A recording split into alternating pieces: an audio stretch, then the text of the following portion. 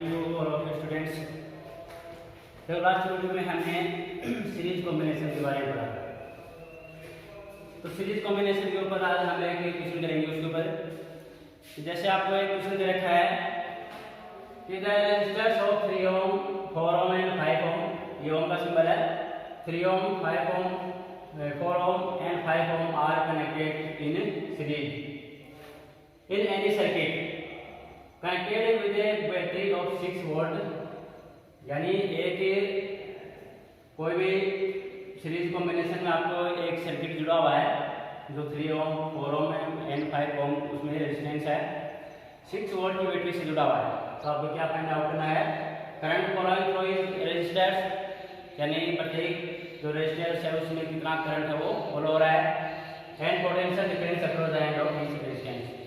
और जो भी 3 ओम 4 ओम एंड 5 ओम जो रेजिस्टेंस है उसमें कितना डिफरेंस है, पोटेंशियल डिफरेंस कितना है। तो यह आपको बताया था कि जो सीरीज कॉम्बिनेशन होता है उसका फॉर्मूला आपको बताया था R1 plus R2 plus R3, यानी आगे और भी हो सकता है आगे तक। तो ये इसका फॉर्मूला हो गया। तो सॉल्यूशन देखो, पहले तो हम इसका डायग्राम बनाएंगे। यानी एक सर्किट दे रखा है,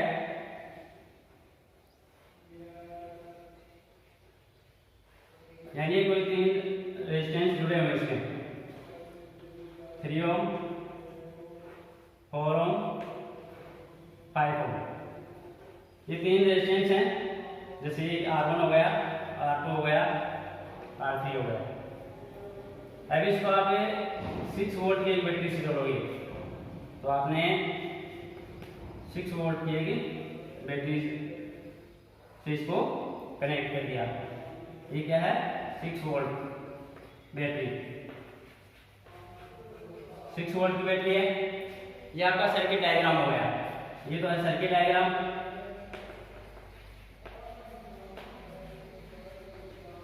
सर्किट डायग्राम है जो को आपको क्वेश्चन में दे रखा है। अब अपने को निकालना क्या है कि करंट फ्लोइंग थ्रू इस रेजिस्टेंस, कि प्रत्येक जो रेजिस्टेंस है उसमें करंट को कितना फ्लो होगा। तो देखो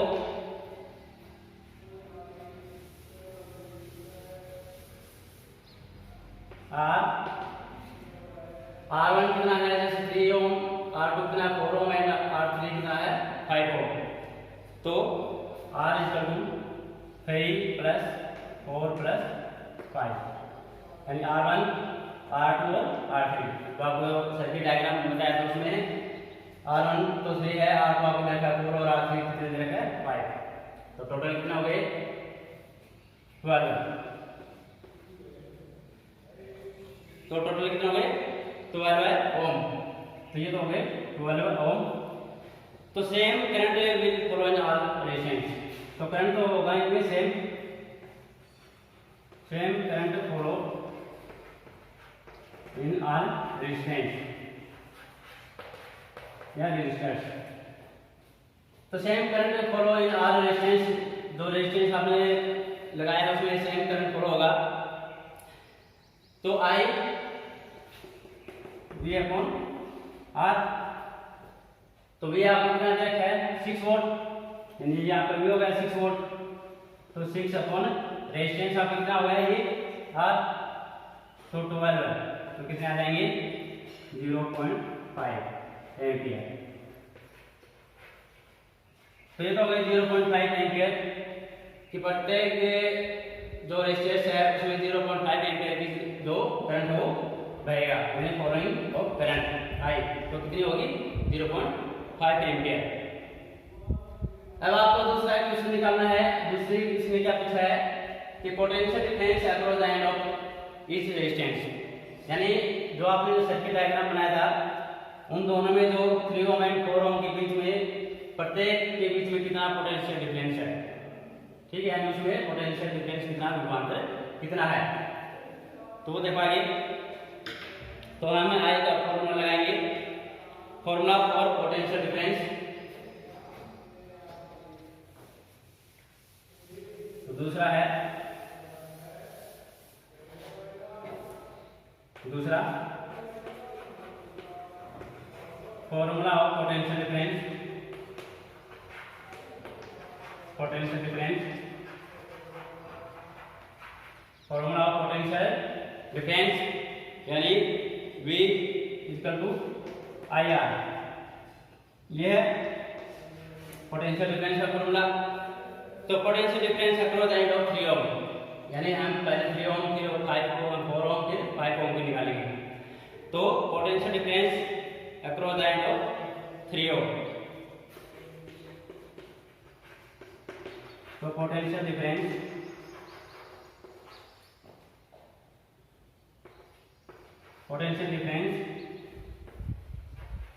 अक्रॉस ऑफ एंड 3 ओम, 3 ओम के बीच में पोटेंशियल डिफरेंस है कितना है वो देखो। तो वही आई कितना है आपका, जो एम्पियर में आई थी जो धारा 0.5, रेजिस्टेंस कितना है 3 ओम, तो 3 तो कितना आ जाएगा 0.5 वोल्ट। तो एक तो हो गया ये, यानी 3 ओम के जो रेजिस्टेंस लगा हुआ है उसमें तो 2 वोल्ट होगी, वो कितने होगी 1.5 वोल्ट, ठीक है। दूसरा देखो आप 4 ओम के बारे में निकालेंगे, 4 ओम का निकालेंगे हम रेजिस्टेंस, तो आपकी बात क्या हो जाएगा पोटेंशियल डिफरेंस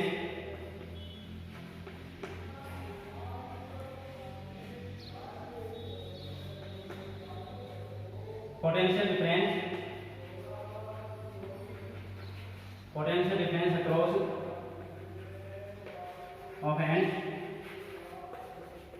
4 ओम, 4 ओम के बीच में जो पोटेंशियल डिफरेंस है वो कितना होगा, तो V2 इक्वल टू आई तो आपकी सेम रहेगी 4, तो कितना आ जाएगा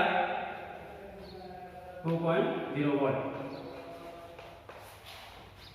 ठीक है 2.0 वोल्ट है potential difference across of end of 4 ओम।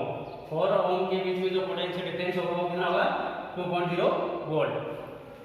अब तीसरा है 5 ओम, तो 5 ओम का देखो,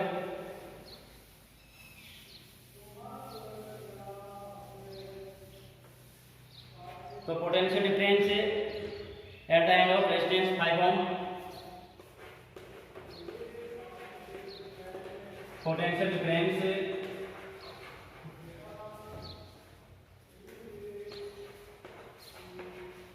difference across of and 5 ohm, यानी 5 ओम का जो पोटेंशियल डिफरेंस है उसमें जो पोटेंशियल डिफरेंस है वो कितना होगा, तो V3 आपके पास V3 I अपॉन R, तो I आपका कितना आएगा 0.5 इंटू 5, क्योंकि R आपके पास क्या है 5 ओम है, जैसे आपको ये बताया था ना जो रेजिस्टेंस लगे हुए हैं इस प्रकार, ठीक है, ये प्लस माइनस V6 वोल्ट की बैटरी 3 ओम 4 ओम और 5 ओम, तो आपके बाद 5 ओम, तो आई का करंट तो कितना होगा 0.5 एंड रेजिस्टेंस कितना है 5, तो आपके पास कितना आ जाएगा 2.5 वोल्ट,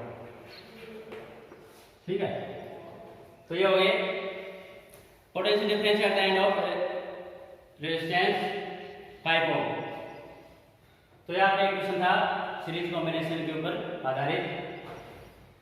अगला जब हम पढ़ेंगे पैरेलल कॉम्बिनेशन, यानी समांतर संयोजन।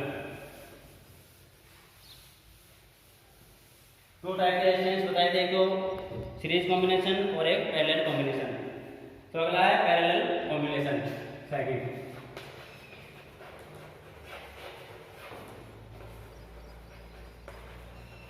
पैरेलल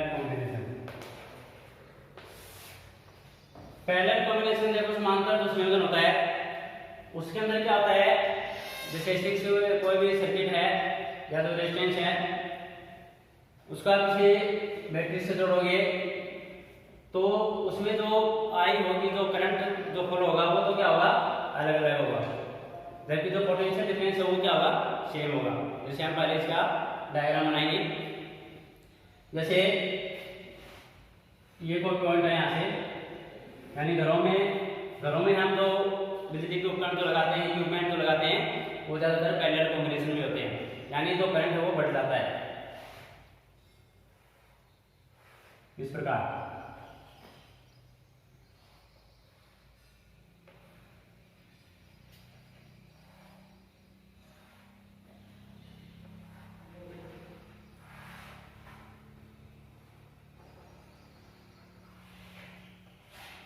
यानी ये मान आप सी है, ये डी है,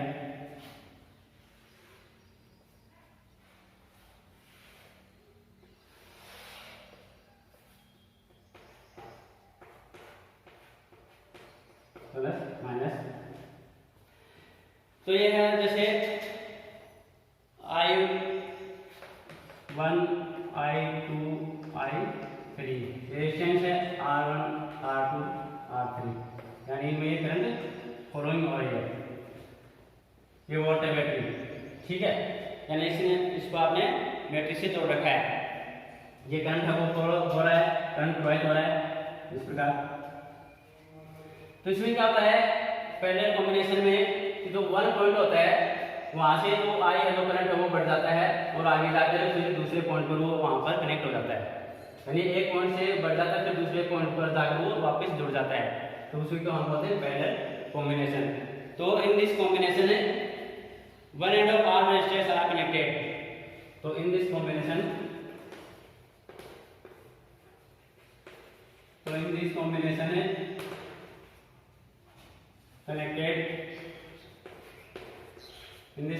connected one point C are connected other point B, यानी C से जो I है जो वैल्यू है वो आगे जाकर D पर मिल जाएगी वापस, ठीक है। वो क्या होती है, parallel combination. This is called parallel combination. तो अकॉर्डिंग टू ओम्स लॉ, तो मेरे देखो ओम्स लॉ के अनुसार, according to Ohm's law, according to Ohm's law, according to Ohm's law, यानी ओम्स लॉ के अनुसार current flowing R1, current flow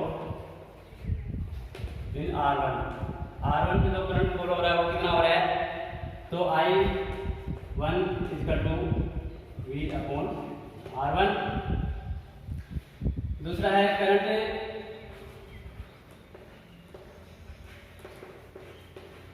flow in R2 में कितना करंट फ्लो हो रहा है, तो I2 equal to V upon R2। इसी प्रकार थर्ड में करंट फ्लो इन R3 में कितना करंट फ्लो हो रहा है, तो I3 V अपॉन R3, यानी इसमें R1 इसमें R2 इसमें R3 तीनों में करंट है वो फ्लो हो रहा है। तो I क्योंकि I क्या है, I1 plus I2 plus I3, potential इसमें जो I है वो डिफरेंट होगी एंड जो पोटेंशियल डिफरेंस है वो सेम होगा। तब इसकी वैल्यू रखेंगे हम, I की वैल्यू रखेंगे, तो I इक्वल टू I1 की वैल्यू क्या है, V upon R1 plus I2 V upon R2 plus V upon R3। I की वैल्यू हो गई V plus V upon R1 plus V upon R2 plus V upon R3। अब यहां लिख देते हैं इसको आगे,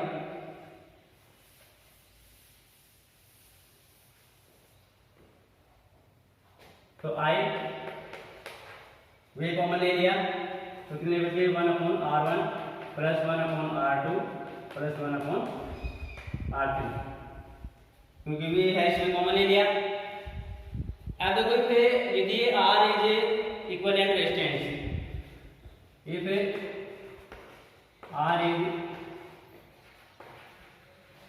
इक्विवेलेंट रेजिस्टेंस है, R इज इक्विवेलेंट रेजिस्टेंस है, मैंने तुझे प्रतिरोध है इसका, तो I equal to V upon R, तो I equal to V upon R। तो आपने पुटिंग वैल्यू, अब इस I की वैल्यू अब हम उसमें रख देंगे।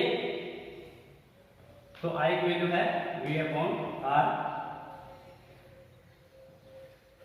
इक्वल टू 1V, यानी I की जगह हम V अपॉन R रख देंगे। यहाँ पर I था तो उस I की वैल्यू यहाँ पर रख देंगे। तो V R1 plus 1 upon R2 plus 1 upon R3,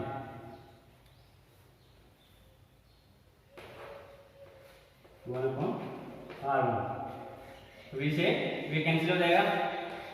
तो 1 upon R equal to 1 upon R1 plus 1 upon R2 plus 1 upon R3।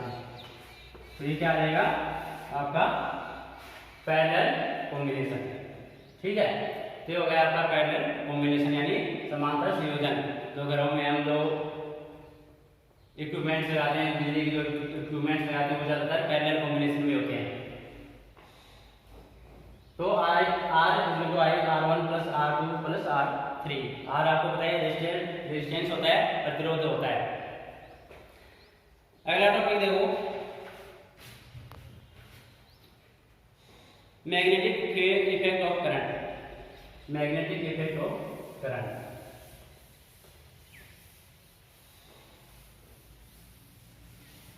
Magnetic effect of current, current का जो चुंबकीय प्रभाव है, मैग्नेटिक इफेक्ट ऑफ करंट।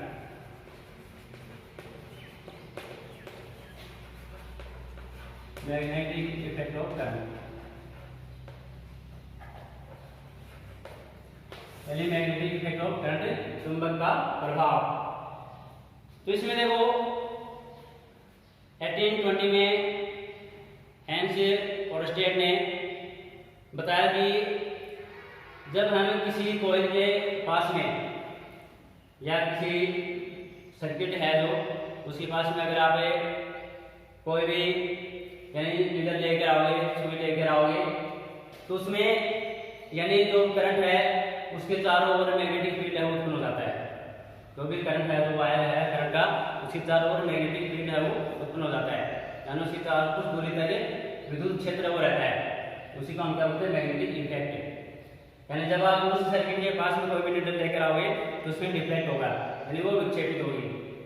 अगर आप धारा है, जो करंट है, उसको अपोजिट डायरेक्शन में घुमाओगे या अपोजिट डायरेक्शन से आप उसको करंट फ्लो करोगे तो उस नीडल में जो डिफ्लेक्शन होगा वो भी क्या होगा, अपोजिट डायरेक्शन ही होगा। तो मैग्नेटिक इफेक्ट ऑफ करंट। तो देखो जैसे डायग्राम है,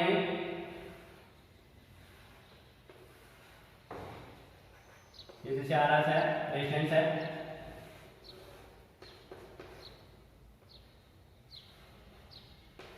यहाँ पर जैसे आपने लगा रखी है,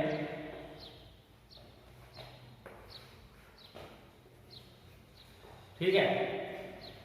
तो बैटरी से आप इसको जोड़ोगे या यहाँ पर आप बाहर मैग्नेट लगा दो, जैसे मैग्नेट लगा रखे हैं यहाँ पर, यहाँ पर सुई लगा दी, बैटरी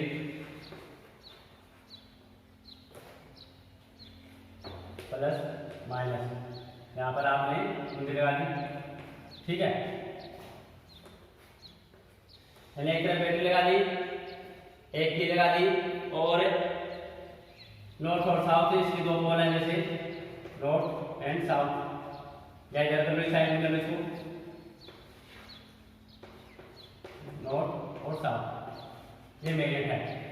अब इस मैग्नेट के जो आपने ये मैग्नेट लगा रखी है उसी पास में आप चुंबक लेकर आओगे यानी मैग्नेट लेकर आओगे, तो in this figure there is no flow of any circuit. यानी जब आप इसके अंदर कोई भी करंट फ्लो नहीं कर रहे हो, मैग्नेटिक इफेक्ट में जब आपने ये सर्किट बना लिया, इसके पास में नीडल रख दी, तो जब आप इसके अंदर कोई भी करंट फ्लो नहीं कर रहे हो तो उस स्थिति में ये क्या होगी, जो नीडल की जो स्थिति होगी वो सेम रहेगी, यानी इसमें कोई डिफ्लेक्ट नहीं होगा। तो फर्स्ट पोजीशन में no deflect not reflect in needle, यानी इसमें कोई डिफेक्ट है वो नहीं होगा। फर्स्ट जो डायग्राम है, अगर आपके बार आप इसमें बैटरी से जोड़कर आप करंट फॉलो कर रहे हो तो when current is pass in circuit, जब आप आपके पास जैसे ये है प्लस माइनस बैटरी है, यहाँ पर आपने कोई कुंडी लगा रखी है, यहाँ पर रेफरेंस है,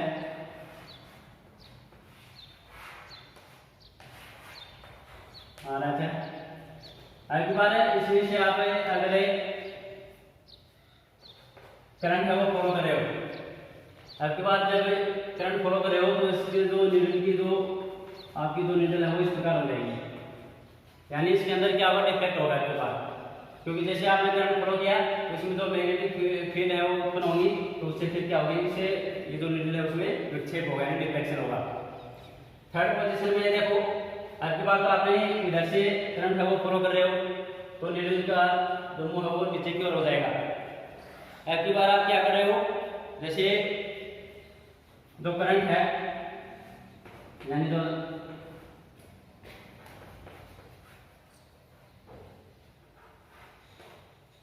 आपके बाद आप बैटरी है ऊपर की ओर करोगे, जैसे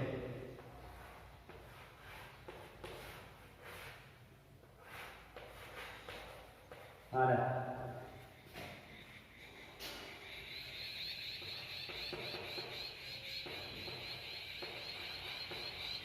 आपके बाद जैसे आप इधर से इसको फॉलो कर रहे हो यानी करंट है वो अपोजिट डायरेक्शन में कर रहे हो, तो अपोजिट डायरेक्शन में करने से क्या होगा, इससे नीडल के अंदर भी क्या होगा विक्षेप होगा, यानी आपकी आवाज भी इस प्रकार हो जाएगी, यानी इन दोनों में क्या होगा रिफ्लेक्शन होगा। जब आपको मैग्नेटिक इफेक्ट ऑफ करंट में जब आप कोई भी करंट फॉलो नहीं कर रहे हो तो उस टाइम में इस नीडल में कोई भी डिफ्लेक्शन नहीं होगा। जब आप करंट फॉलो कर रहे हो तो नीडल है ये भी इसमें भी डिफ्लेक्शन होगा यानी विक्षेपित होगी। अगर आप डायरेक्शन अपोजिट डायरेक्शन में कर रहे हो जो करंट है वो, तो ये भी क्या हो जाएगी, नीडल है वो भी अपोजिट डायरेक्शन में डिफ्लेक्शन होगी। ठीक है, तो ये था मैग्नेटिक इफेक्ट ऑफ करंट। अब डायरेक्शन ऑफ मैग्नेटिक फील्ड, जो मैग्नेटिक जो फील्ड है उसकी डायरेक्शन क्या होती है, तो मैग्नेटिक फील्ड की टू डायरेक्शन होती हैं, दो डायरेक्शन है, उसके दो रूल्स हैं, एक तो है राइट हैंड फॉर स्क्रू लो और एक है राइट हैंड थंब्स लो। तो डायरेक्शन ऑफ मैग्नेटिक फील्ड,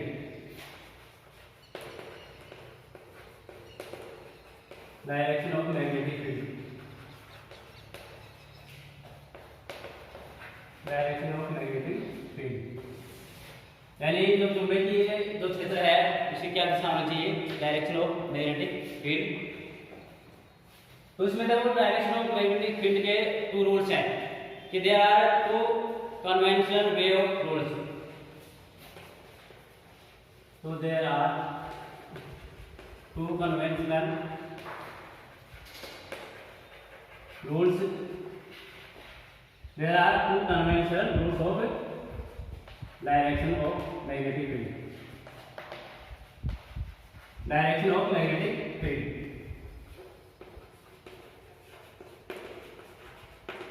इसके दो रूल्स हैं, फर्स्ट तो है कि right handed cork screw rule, यानी right hand cork, right hand cork screw rule, यानी कॉर्क का राइट हैंड स्क्रू रूल्स या लो, एंड सेकंड है राइट हैंड थंब लो, राइट हैंड थंब लो रूल्स या लो कर सकते हो, यानी इसके दो रूल्स है, राइट हैंड कॉर्क रूल्स या लो एंड राइट हैंड थंब लो। इसमें क्या बताया गया है कि डायरेक्शन ऑफ मैग्नेटिक फील्ड कि right hand cork screw rule में जैसे कोई स्क्रू है, ये मानो कोई स्क्रू है इस प्रकार, ये कोई स्क्रू है, तो इसकी जो आगे का जो लॉक होता है वो तो क्या है मैग्नेटिक फील्ड, यानी इसकी जो आगे की जो टिप है ये तो क्या हुआ है, मैग्नेटिक फील्ड। ये तो है मैग्नेटिक फील्ड। यानी जैसे जैसे आप अपने राइट हैंड से किसी स्क्रू को आप घुमाते हो तो उसका जो आगे वाला जो टिप वाला जो भाग होता है वो तो क्या दर्शाता है, मैग्नेटिक फील्ड को दर्शाता है। यानी आप जैसे हाथ से आप जिस साइड से घुमा रहे हो, यानी आप आधी साइड में हो रहा है तो वो आपको वो हथेली जो आपकी है वो क्या दर्शाएगी, इलेक्ट्रिक करंट, यानी वो धारा है वो दर्शाएगी इलेक्ट्रिक करंट। तो ये क्या होगी, इलेक्ट्रिक करंट।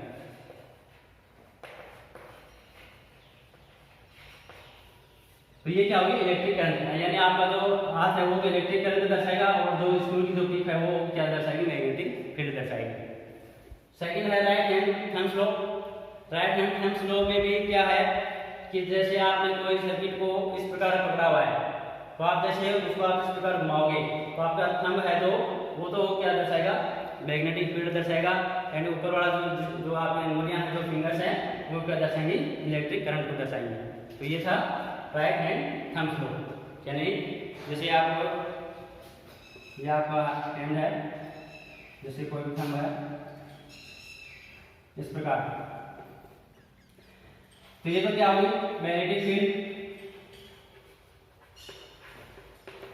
ये तो मैग्नेटिक फील्ड को दर्शाएगा। ये जो आपकी फिंगर्स है वो क्या दर्शाएंगे, इलेक्ट्रिक फील्ड करंट,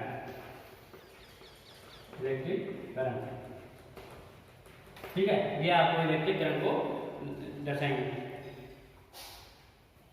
यानी मैग्नेटिक फील्ड और इलेक्ट्रिक करंट। ठीक है, तो यहाँ पर जो टिप वाला जो भाग है तो ये था आपका डायरेक्शन ऑफ मैग्नेटिक फील्ड। तो आगे का जो नेक्स्ट टॉपिक होगा हम नेक्स्ट वीडियो में लेंगे।